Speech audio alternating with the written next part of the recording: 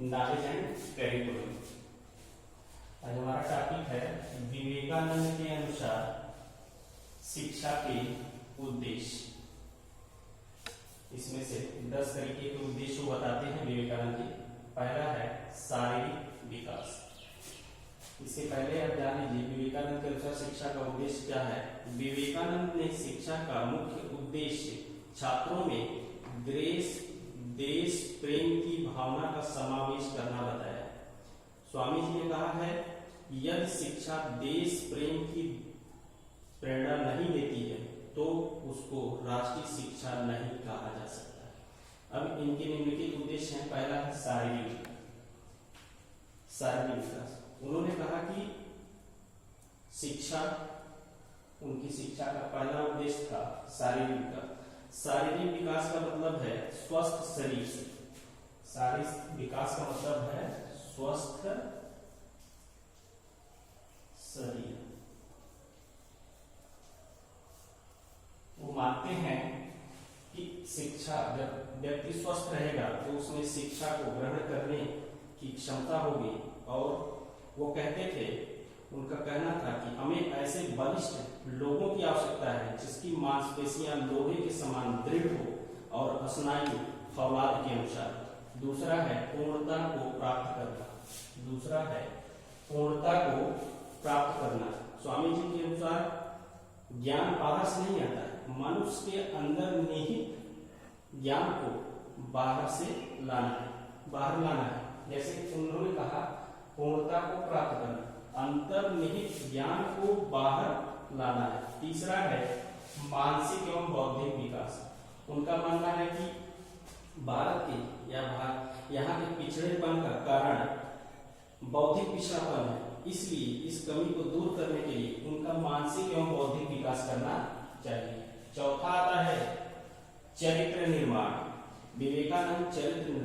विवेकानंद ने भारत के कोई भी विचारक रहे हों शिक्षा से संबंधित या विदेशों के भी, तो उनका सभी लोगों का मानना है कि बच्चे को चारित्रिक रूप से तैयार किया जाए ताकि वह अपना अच्छा चरित्र प्रस्तुत कर सके, मन वचन कर्म से पवित्र हो सके। चरित्र में मन, वचन और कर्म, इन तीनों की शुद्धता ही चरित्र निर्माण का विकास। धार्मिक विकास पर बल।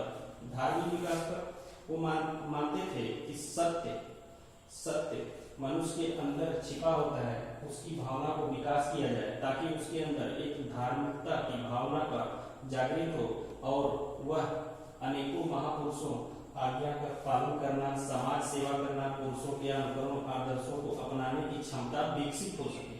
फिर आता है, अगला है राष्ट्रीयता का विकास करना। स्वामी जी ने शिक्षा का एक प्रमुख उद्देश्य बालकों में देश प्रेम की भावना का विकास करना बताया। उनका विचार था कि जो शिक्षा देशभक्ति की प्रेरणा नहीं देती वह राष्ट्रीय शिक्षा नीति शिक्षा नहीं हो सकती। और विभिन्नता में एकता।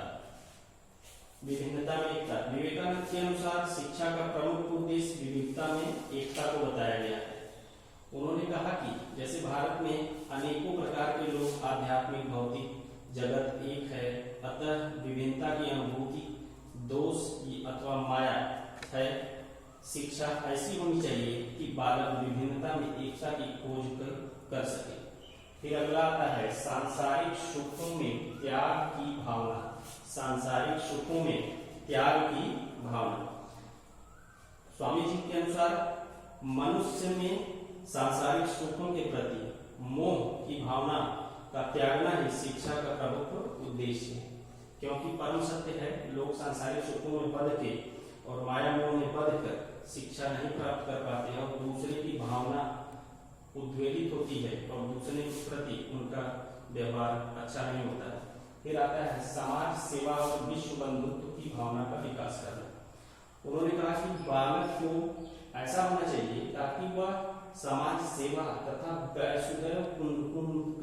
यानी विश्व बंधुत्व की भावना का विकास कर सके और वह अपने सभी कर्मों से और जो ऐसा कार्य करे ताकि लगे कि यानी करें मतलब कि वो समाज सेवा कर सके और विश्व बंधुत्व की भावना का विकास कर सके।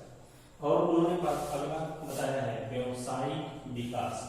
व्यवसायिक विकास में भारत एक निर्धन देश है, इसलिए यहाँ पे व्यवसाय की शिक्षा दी जानी चाहिए ताकि बालक अपने जीवन की मूलभूत आवश्यकताओं की पूर्ति करते हुए समाज के उत्थान में अपना एक श्रम सहयोग दे सके। जैसे गांधी जी ने भी क्रिया शिक्षा पर बल दिया था, उसी प्रकार विवेकानंद जी भी अपने में व्यवसायिक शिक्षा पर बल देते हैं ताकि निर्धनता को दूर करने के लिए किसी न किसी गुण के माध्यम से वह शिक्षा ग्रहण करके वह शिक्षा से कार्य कर सके।